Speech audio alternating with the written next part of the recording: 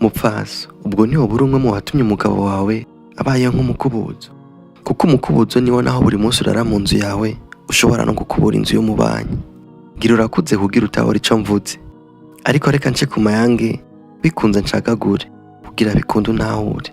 Hari umugabo yandikiye umugore nti sheri ndagukumbuye, urundi amwishura ngo ivyo vy'abasheri ni ivy'abana b'imyaka 15, ahubwo gusa uribuka utahana umukate w'abana na mayoneze. Ubwo nyine wa mugabo acaronka message yagabara nti ndagukumbuye mukundwa, kandi ndazi wiriwe ku kazi urarushe cane, uraca muhira nkugirira aka massage.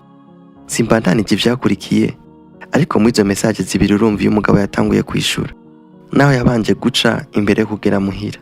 Ushobora kumbwira ngo bakubise ushaka kurira, ntaco navyo ndavyemera, ariko kugira ahitemwo kubikora nuko afise uwabimutera. Nakarumuha barakuvura aruta umugore akuzibagura. Ndi Elpro nirenganira.